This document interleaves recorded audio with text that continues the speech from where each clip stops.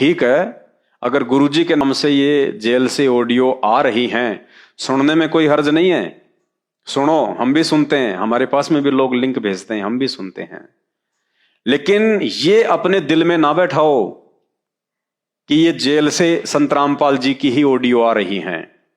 नहीं, हम केवल ये समझ के सुनते हैं कि यदि इन ऑडियो में संत रामपाल जी के सत्संग आधार से कोई बात होगी तो हमें स्वीकार्य है, और अगर सत्संग आधार से कोई बात नहीं है तो हमें बिल्कुल भी स्वीकार्य नहीं है।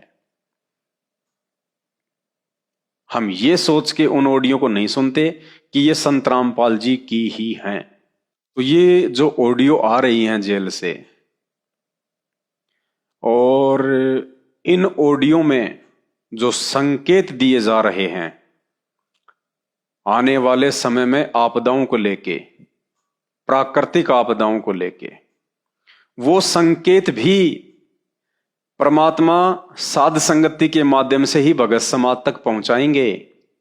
क्योंकि सतलोक आश्रम मैनेजमेंट हरियाणा और उनके साथ में जुड़ी हुई संगत जो गुरुदेव के 27 वर्षों से किए गए सत्संगों को नहीं समझ पाई, और उन सत्संगों को ना समझ पाने के चलते ही आज ये लोग दान धर्म के नाम पे लुट रहे हैं, पिट रहे हैं, ज्योति पाठ के नाम पे लुट रहे हैं, फर्जी आश्रमों में सहयोग कर रहे हैं, उन पत्थरों में पैसा बर्बाद कर रहे हैं। जो लोग उन सत्संगों को नहीं समझ पाए, उन सत्संगों को आधार बना के भक्ति मार्ग पे नहीं चल पाए, वो लोग वर्तमान में संत रामपाल जी के द्वारा जेल से जो संदेश दिए जा रहे हैं, उन संदेशों को कैसे समझ सकते हैं? उन गहरे संकेतों को समझना तो कोसों दूर की बात है। तो भाई और बहनों, आज हम एक ऐसी ही ऑडियो पे बात करेंगे जो इसार जेल से बताई जा रही है, और ये बहुत गहरा एक संकेत है, परमात्मा की एक वाणी है। सब सुमरे अपने अनुमाना, तो गति लखी ना जाए, और कहे कबीर कृपया कर जन पर, ज्यों की तो समझाए। इन सत्संगों को दिन रात लोग सुन रहे हैं, लेकिन परमात्मा की वाणी कह रही है कि इन वाणियों को, इन संकेतों को, इन सत्संगों को केवल वही लोग समझ सकते हैं जिन पे खुद उस कबीर परमात्मा की, सतगुरु रामपाल जी भगवान की रजा होगी, कृपा होगी, मेहर होगी। वही आत्माएं समुद्र में गोता मार के मोती निकाल सकती हैं। गोताखोर के अलावा आम प्राणी समुद्र से मोती नहीं निकाल सकता। तो परमेश्वर की विशेष आत्माओं के अलावा कोई भी भगत संत रामपाल जी के सत्संगों में छुपे हुए गहरे रहस्यों को नहीं समझ सकता। और एक ऐसा ही गहरा रहस्य आने वाले समय को लेके इसार जेल से आने वाली इन ऑडियो में किया हुआ है। पहले आप ये ऑडियो सुन लीजिए, फिर दास आपको बताएगा कि आने वाले समय के लिए संत रामपाल जी ने क्या भविष्यवाणी की है, जिस भविष्यवाणी को सतलोक आश्रम मैनेजमेंट हरियाणा और उनके पीछे अंधे होके चल रहे भगत नहीं समझ पाएंगे। सुनिए। मूर्ख बना रखे अपने को, या कख नहीं तेरा पल्ला है, इस गंदे लोग को कब तक पूछते रहोगे? ये इस नाल जोड़ जोड़ कर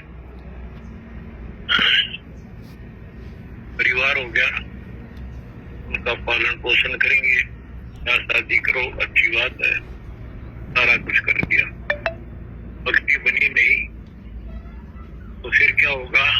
अगले जन्म में खुद के प्रदेश छोड़ के परिवार में जन्म लेंगे, वहां भी फिर ये काम शुरू हो जाएगा। यही एक कुतिया 8 बच्चे पैदा करती है, और उनको छकाने के लिए आपकी उनको पालती है, और पालने के बाद उसको क्या देते हैं? उसका टूक भी खा जाते हैं, वो डाल देता गए तो बड़े हो जाते हैं, उसको मां ने रोटी भी नहीं खाने देते हुए। और ये स्थिति वो कलयुग में भी होने वाली है। माँ बाप की कोई कदर नहीं करता, लगभग हो चुकी है। गौर करना भाई और बहनों, आपने सत्संग सुना, लेकिन इस सत्संग का कितना बड़ा सार है, कितना बड़ा रहस्य इसमें संत रामपाल जी ने छुपा रखा है आने वाले समय को लेके। इसमें संत रामपाल जी ने जिक्र किया है कि एक कुतिया 8-10 बच्चे पैदा करती है, कहीं कहीं से खाना खा के उनके लिए दूध पैदा करती है, उनका पालन पोषण करती है। और जब वो बच्चे बड़े हो जाते हैं और जब कोई टूक भी डाल देता है तो उस माँ को भी नहीं खाने देते, वो खुद ही खा जाते हैं, इतनी भूख। और फिर क्या कहा परमात्मा ने कि ये स्थिति अब आने वाली है। पुण्यात्माओं, सतगुरु रामपाल जी भगवान के बोलने के लहजे को समझना, उनकी आवाज को पकड़ना, उनके शब्दों को पकड़ना।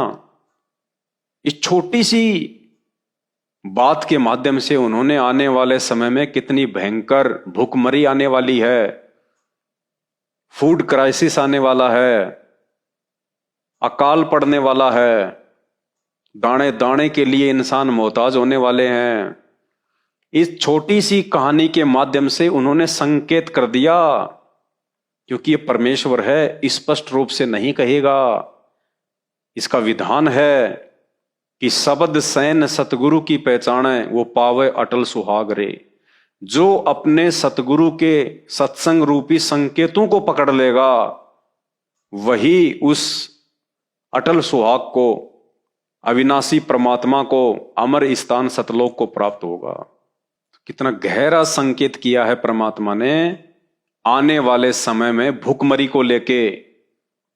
देखो, अगर तीसरा विश्व युद्ध होगा तो आपको पता है कितना भयंकर जनसंहार होगा, क्योंकि आज इंसान ने इस साइंस के बलबूते पे इतने खतरनाक हथियार बना लिए हैं, ऐसे ऐसे परमाणु बम बना लिए हैं, मिसाइलें बना ली हैं। कितना भयंकर जनसंहार होगा, इसकी कल्पना भी नहीं की जा सकती। और परमात्मा धरती पे है, परमात्मा समर्थ है, हर परिस्थिति को टालने में समर्थ है, वो कुछ भी कर सकता है मालिक। लेकिन फिर भी युद्ध तो होगा, इसमें कोई संशय नहीं है। लेकिन जिस स्तर पे महाविनाश होने वाला था, उसको परमात्मा रोक देगा। और उस महाविनाश को रोकने का तरीका क्या है? भूखमरी, अकाल, फूड क्राइसिस। क्योंकि आदमी हर चीज सहन कर सकता है, हर आपत्ति और विपत्ति में अपने आप को बचा के रख सकता है, लेकिन भूख से इंसान ज्यादा दिन नहीं लड़ पाता। और जिस देश में खाने को दाना नहीं होगा, वो देश कहां से मिसाइल छोड़ेगा? वो क्या करेगा परमाणु बम छोड़ के? वो क्या करेगा हवाई जहाज उड़ा के? वो उस लायक ही नहीं रहेगा। आपको पता, जब दो देशों में आपस में युद्ध होता है तो सबसे बड़ी जो कोशिश होती है वो होती है राशन पानी को लेके, कि उनका राशन पानी किसी भी तरह से बंद कर दिया जाए। अगर सेना तक राशन पानी नहीं पहुंचेगा तो कितने दिन तक सेना हथियार उठा के खड़ी रहेगी, क्योंकि इंसान भूख से नहीं लड़ सकता। तो उस तीसरे विश्व युद्ध को, जो एक बहुत बड़े लेवल पे जनसंहार का रूप लेने वाला था, लेकिन चूंकि परमात्मा धरती पे प्रकट है और उस परमात्मा के धरती पे रहते सहते यदि ऐसा जनसंहार हो जाता है तो ये परमात्मा के नाम पे धब्बा होता है, ये कलंक लग जाता है कि क्या इतनी बड़ी आपदा को परमात्मा रोकने में समर्थ नहीं था, सक्षम नहीं था। तो परमेश्वर धरती पे है संत रामपाल जी के रूप में। तीसरा विश्व युद्ध तो होगा, लेकिन तीसरा विश्व युद्ध उस स्तर पे नहीं होगा जिस स्तर पे होने वाला था। काल ने जिस प्रकार से अरबों खरबों लोगों को मरवाना था, उस स्तर पे नहीं होगा। उसके लिए परमात्मा ने संकेत कर दिया कि दुनिया की कमर तोड़ने के लिए, तीसरे विश्व युद्ध से दुनिया का ध्यान हटाने के लिए, तीसरे विश्व युद्ध को हल्का करने के लिए फूड क्राइसिस आएगा। फूड क्राइसिस, अकाल पड़ेगा। और आप देख रहे हैं जिस प्रकार से ये बाढ़ आ रही है, पूरे पंजाब में फसल नष्ट, पूरे हिमाचल में फसल नष्ट, किस प्रकार से संहार हो रहा है।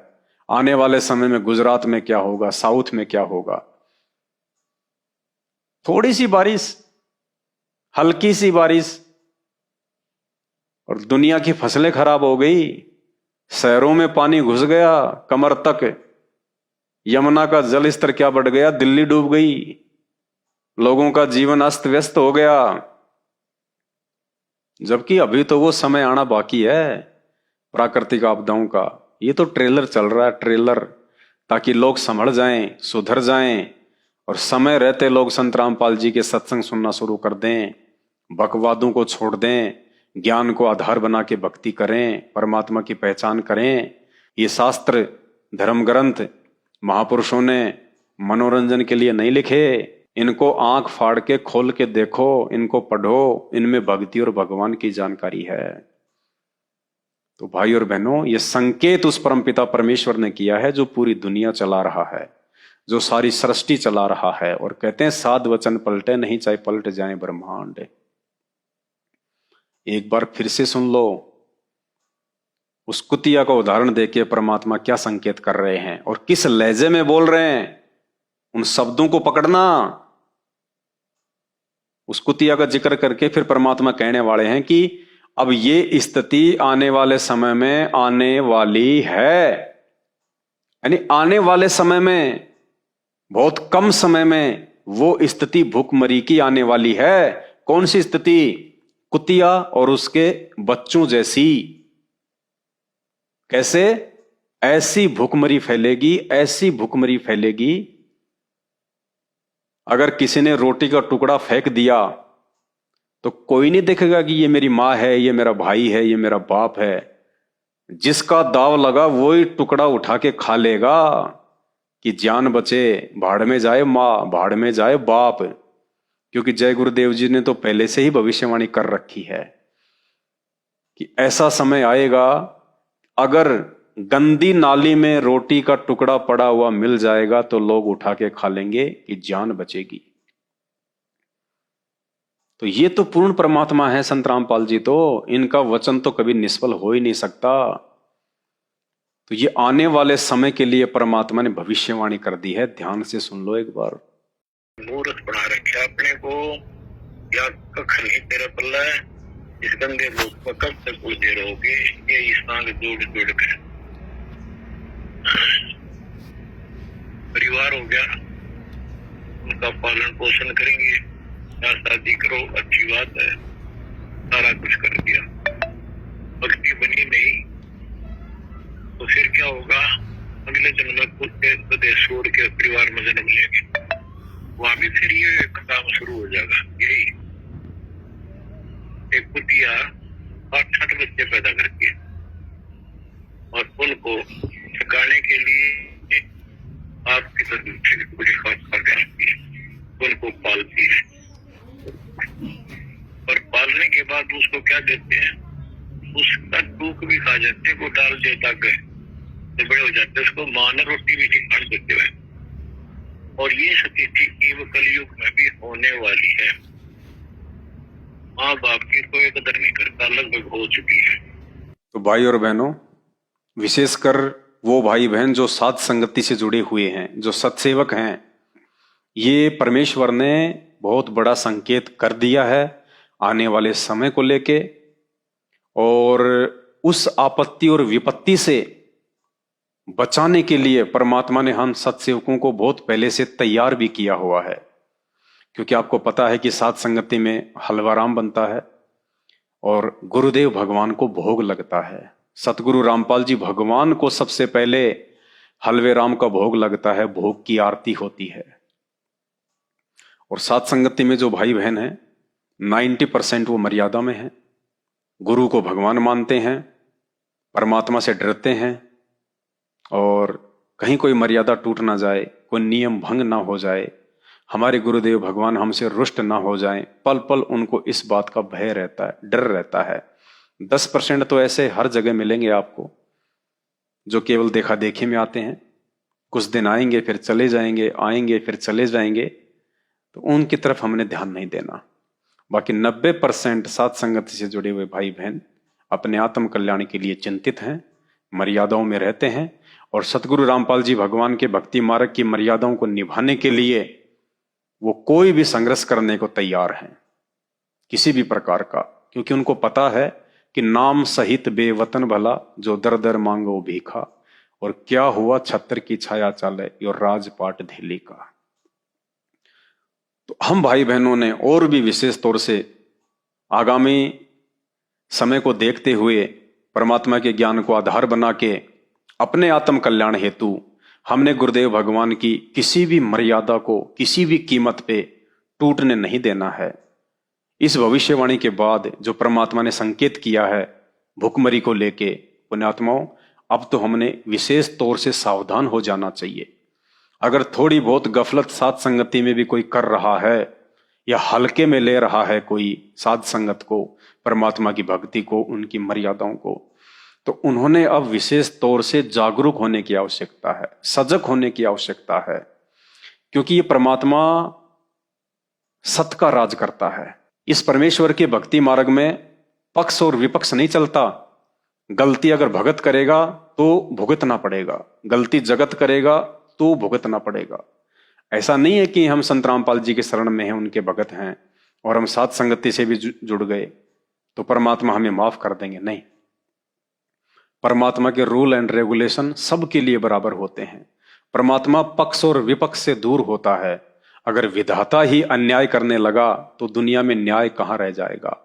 विधाता ही यदि अधर्म के मार्ग पे चला तो दुनिया में धर्म कहां रह जाएगा। इसलिए हम साथ संगत से जुड़े हुए भाई बहनों ने विशेष तौर पे और ज्यादा गुरुदेव भगवान के नजदीक आना है, उनको प्रसन्न करना है, उनको रिझाना है। और परमात्मा प्रसन्न कब होते हैं? जब हम उनके नियमों में चलेंगे, गुरु को ही भगवान मान के चलेंगे। हमारे आचार विचार व्यवहार में वो बदलाव आ जाना चाहिए, जो बदलाव परमात्मा चाहते हैं। क्योंकि भक्ति हमेशा गुरु को देख के होती है। गुरु को देख के चले बिना भक्ति नहीं हो सकती। क्योंकि भक्ति मार्ग में गुरु भी एक भगत बन के दिखाता है, एक भगत की भूमिका करता है।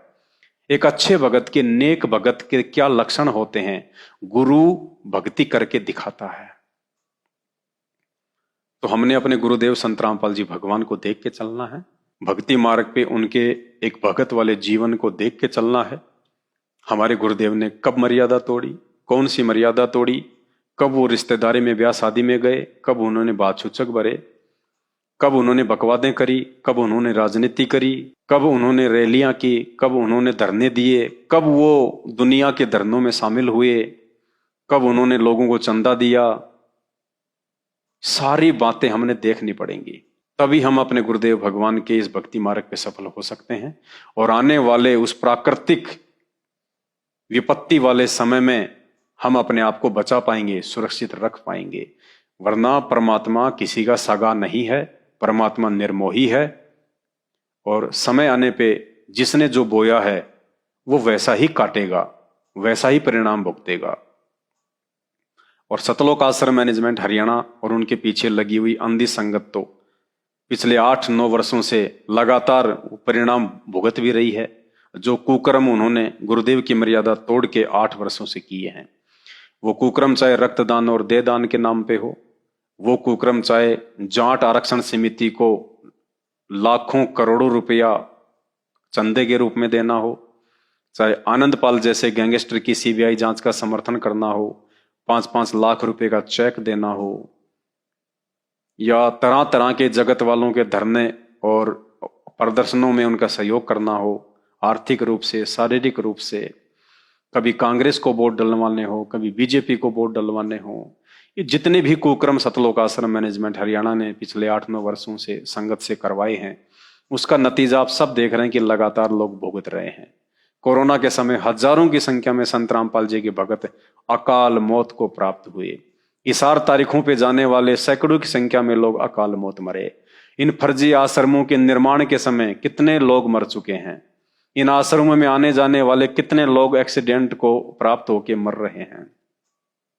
जबकि भक्ति करने वाले भगत के साथ, मर्यादा में रहने वाले भगत के साथ, गुरु को भगवान मानने वाले भगत के साथ काल किसी भी प्रकार का छलबल नहीं कर सकता। संत रामपाल जी के मर्यादित भगत की एक्सीडेंट में मौत नहीं हो सकती, ये परमात्मा का विधान है। धर्मराज भी हाथ नहीं लगा सकता, ये परमात्मा का विधान है। उसके बावजूद भी रोड पे पड़े हुए टमाटर की तरह लोग फूट फूट के मर रहे हैं। संत रामपाल जी से दीक्षा लेने के बाद भी, सारनाम तक प्राप्त करने के बाद, सतनाम तक प्राप्त करने के बाद लोग अकाल मौत को प्राप्त हो रहे हैं। क्यों? कारण केवल एक ही है, संत रामपाल जी की मर्यादाएं नहीं निभा पा रहे।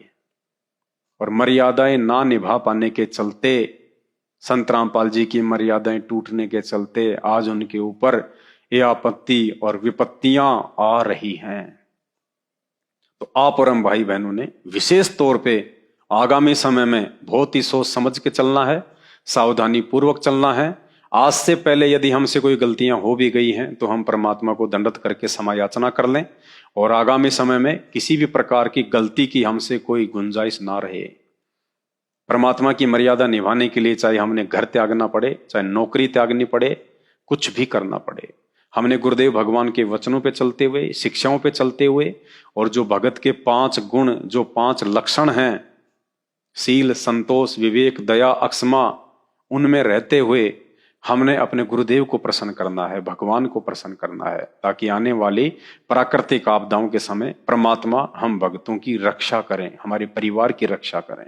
क्योंकि पुण्यात्माओं, जिस कदर परमात्मा सतलोक आश्रम मैनेजमेंट हरियाणा अर्थात काल के कहने से और एक आम व्यक्ति की भूमिका निभाते हुए परमेश्वर ने हम सत्सेवकों को शारीरिक रूप से अपने आप से दूर किया है, ये बहुत बड़ी परीक्षा थी हमारी। इस परीक्षा को कोई सूरमा ही झेल सकता है, ये कायर व्यक्तियों के काम नहीं होते। कोई बिरला, कोई सूरमा ही होगा जो इन परिस्थितियों में भी संत रामपाल जी के नजदीक रहेगा। जबकि उस काल प्रेरणा से सतलोक आश्रम मैनेजमेंट हरियाणा ने हर प्रकार से हमारे को, साथ संगत वालों को, सत्सेवकों को गुरुदेव भगवान की नजरों में नीचे गिराने का ही काम किया है। सैकड़ों की संख्या में हमारी शिकायतें इन्होंने जेल में की हैं, तरह तरह के झूठे लांछन आरोप हमारे पे लगाए। गुरुदेव तो गुरुदेव हैं, परमात्मा हैं, वो तो अंतर्यामी हैं, सब कुछ जानते हैं, सबकी इच्छा पूर्ति करने वाले हैं। वो तो मैनेजमेंट की यही इच्छा थी कि इन सत्सेवकों को नीचे गिरा दिया जाए, इनको बदनाम कर दिया जाए, ताकि हमारा धंधा लगातार चलता रहे, इनकी बात कोई ना माने और हमारे पास में ज्योति पाठ और दान का पैसा इन फर्जी आश्रमों में आता रहे। तो जैसा सतलोक आश्रम मैनेजमेंट हरियाणा ने चाहा और जैसा इन्होंने झूठी शिकायतें हमारी लगाई जेल में जाके, तो परमेश्वर वो अंतर्यामी, सबकी खैर खबर रखने वाला, सतलोक आश्रम मैनेजमेंट हरियाणा की सोच आधार से कि ठीक है भाई, जेल में बैठा हूं मैं, तो बाहर तुम रहते हो, तुम्हें पता है कि कौन क्या कर रहा है, और तुम जो रिपोर्ट दे रहे हो ठीक है। और जैसी इन लोगों ने हमारी शिकायतें की कि वो संगत को तोड़ रहे हैं, वो नाम दीक्षा देने लग गए, संगत को लूट रहे हैं, ये कर रहे हैं, वो कर रहे हैं, तो जैसी इन्होंने शिकायत की उसी आधार से गुरुदेव भगवान ने कह दिया भाई कि ये कर्म करने वाला तो गुरुद्रोही होता है, तो उनको गुरुद्रोही कर दो उनको, और जो उनके संपर्क में है उन सब की लिस्ट दे दो मुझे, सबको गुरुद्रोही कर दूंगा मैं। तो उसी आधार से, क्योंकि परमात्मा तो सबकी इच्छा पूरी करता है, तो मैनेजमेंट वालों की यही इच्छा थी, तो परमात्मा ने उनकी इच्छा पूरी कर दी। और हमारी ये परीक्षा थी कि हम वर्तमान में हिसार जेल से आने वाली ऑडियो वीडियो के आधार से चलेंगे, या जो गुरुदेव ने 27 वर्षों से अनमोल सत्संग कर दिए, जो भक्ति का फाइनल विधान है, उस आधार से चलना है। और इन छोटी छोटी बातों को लेके, इन झूठी शिकायतों को लेके, क्या हम अपने गुरुदेव भगवान के प्रति मन में कोई दोष पैदा करेंगे? क्या हम अपने गुरुदेव भगवान से कोई शिकायत करेंगे? ये सारी परीक्षा थी आप और हमारी। तो परमेश्वर ने शारीरिक रूप से काल प्रेरित सतलोक आश्रम मैनेजमेंट हरियाणा की झूठी शिकायतों के आधार से आप और हमारी परीक्षा के लिए, आप और हमारे को दृढ़ बनाने के लिए, गरीब कच्चा हीरा किरच हो नहीं सह घनमार, ऐसा ये मन हो रहा लेखा लेकर तार। जब परमात्मा किसी की परीक्षा लेता है पुण्यात्माओं, तो ऐसी लेता है, अपने से दूर करके। तो 9 वर्षों से परमेश्वर ने शारीरिक रूप से आप और हम साथ संगत वालों को अपने से दूर किया हुआ है, जबकि शब्द रूप में तो परमात्मा जितने नजदीक हम सत्सेवकों के हैं, हम साथ संगत वालों के हैं, किसी के भी नहीं हैं। तभी तो हम साथ संगत से जुड़े हुए भाई बहन पिछले 8-9 वर्षों से इतनी दृढ़ता के साथ में सतलोक आश्रम मैनेजमेंट हरियाणा वालों के साथ में संघर्ष कर रहे हैं, काल के साथ संघर्ष कर रहे हैं। वरना पुण्यात्माओं, हम जीवों की इतनी औकात नहीं है। अरे हम तो इन सतलोक आश्रम मैनेजमेंट हरियाणा वालों के सामने, मगरमच्छ के सामने मछली के बराबर है, मछली के बराबर। अब मछली की क्या औकात जो मगरमच्छ का सामना कर ले और मगरमच्छ को जो है वो पराजित कर दे। लेकिन परमेश्वर ने वो अपने सत्सेवक बच्चों से कर दिखाया, ज्ञान आधार से इनको पराजित भी कर दिया इनके कुकर्मों का पूरी संगत के सामने, पूरी दुनिया के सामने इनके पाखंड को उजागर भी करवा दिया, इनकी रहने करने को भी सबके सामने लाके खड़ा कर दिया कि ये कितने विवेकी हैं, कितना ज्ञान आधार है, और कहां तक ये संत रामपाल जी को परमात्मा के रूप में मान पा रहे हैं। हर प्रकार से परमात्मा ने सत्सेवकों का साथ दिया है, और बीच बीच में परमात्मा संकेत करते रहते हैं अपने बच्चों को हिम्मत देने के लिए, दृढ़ता देने के लिए कि वे सदा हमारे साथ में हैं। और यही संकेत हमारे को भक्ति मार्ग पे दृढ़ता के साथ आगे बढ़ने के लिए लगातार हिम्मत देते हैं। इसी प्रकार से हिम्मत हमें मिलती रहेगी, पल पल परमेश्वर हमारे साथ में है। और यदि संत रामपाल जी के भक्ति मार्ग में यदि कहीं भगत हैं, मर्यादा है, तो केवल सात संगति में है, बाकी कहीं मर्यादा नहीं है। और इसका परिणाम, इसका रिजल्ट, जो संघर्ष परमेश्वर ने हम 2 कौड़ी के तुच्छ जीवों को हिम्मत पिछले 8 वर्षों से दी है, पुण्यात्माओं, इसका परिणाम भी आने वाले समय में आप सबको दिखाई देगा कि कैसे वो परमात्मा उन आपदाओं में, उस भूखमरी के समय में, उस फूड क्राइसिस के समय में अपने बच्चों को अपने हाथ पे रखेगा, अपने पलकों पे रखेगा, कोई चोट नहीं आने देगा, कोई परेशानी नहीं आने देगा। दुनिया देखेगी कि लोग तो दाने दाने के लिए मर रहे हैं, तरस रहे हैं, लूट खसोट मच रही है, मारा मारी मर रही है, और ये लोग इतनी आसानी से निश्चिंत होके, बेफिक्र होके कैसे भजन कर रहे हैं। तो दुनिया को हार के अंत में इस परम शक्ति के आगे हाथ जोड़ने पड़ेंगे कि हाँ, यदि धरती पे कोई परम शक्ति है, कोई परमात्मा है, कोई भगवान है, तो संत रामपाल जी हैं। तो दुनिया पुण्यात्माओं बहुत लेट समझेगी, क्योंकि दुनिया के इतने मजबूत संस्कार नहीं हैं कि वो परमात्मा को जान सके, पहचान सके। ये दया परमेश्वर ने अपने चंद बच्चों पे की है, बिरले आत्माओं पे की है। तो इस दया को ऐसे ही हम लोग बना के रखें, परमात्मा के विश्वास पात्र, उनके कृपा पात्र हम बने रहें। और विश्वास पात्र बने रहने का एक ही फॉर्मूला है, गुरु को भगवान मानना और उनकी मर्यादा में रह के उनके भक्ति मार्ग पे चलना। हमने जगत को देख के नहीं चलना, संगत को देख के नहीं चलना, हमने केवल परमेश्वर को देख के चलना है, परमेश्वर के ज्ञान को देख के चलना है, उनकी मर्यादाओं में रह के चलना है। फिर परमात्मा भूखमरी क्या, चाहे भूखमरी का बाप क्यों ना आ जाए, अपने बच्चों को परमात्मा हाथों पे रखेगा। वचन है परमेश्वर का, संकेत तो परमेश्वर ने बहुत कर रखे हैं भूखमरी को लेके। एक सत्संग में गुरु जी ने स्पष्ट कह रखा है कि ऐसे यदि जनसंख्या बढ़ती रही तो आने वाले 50 वर्षों में, 100 वर्षों में क्या खाएंगे लोग, दाने दाने को तरस जाएंगे। उस समय यदि आपके घर में 2 दाने भी होंगे, सुबह मटका भरा हुआ मिलेगा, मटका। ये क्या संकेत किया परमात्मा ने कि आएगा वो समय और दुनिया देखेगी कि हम तो भूख से तड़प रहे हैं, बिलख रहे हैं, और इनके घरों में ये अनाज कहां से आ रहा है, ये आटा कहां से आ रहा है, लूण तेल मिर्च कहां से आ रहा है। दुनिया देखेगी दुनिया। तो दुनिया अभी अनजान है, नादान है, हालांकि अपने आप को दुनिया बहुत ज्यादा सियाना समझती है, लेकिन हमने दुनिया वालों को देख के नहीं चलना, क्योंकि दुनिया केवल सांसारिक तौर तरीकों में समझदार है, दुनिया भक्ति में और अध्यात्म में समझदार नहीं है। और असली समझदार वही होता है जो भक्ति मार्ग में समझदारी दिखाए। और भक्ति मार्ग में समझदारी दिखाने का मतलब है अपने गुरु को भगवान मान के और अपने गुरु की प्रत्येक मर्यादा में रह के आगे बढ़े। वही असली समझदार है, वही असली होशियार व्यक्ति है। बाकी सब अपना जन्म बर्बाद करके जाएंगे, अपना जीवन यूं ही बर्बाद करके जाएंगे। ये आने वाले समय में पूरी दुनिया देखेगी। तो हमने अपने गुरुदेव भगवान को प्रसन्न करना है, हमने दुनिया को देख के नहीं चलना है। एक भगत के क्या गुण होते हैं, क्या लक्षण होते हैं, हमने अपने अंदर धीरे धीरे धारण करने हैं। इसी के साथ आज का वीडियो समाप्त करता हूं। आगे फिर परमात्मा दया करेंगे, दास लाइव आता रहेगा। बंदी छोड़ सतगुरु रामपाल जी भगवान की जय हो।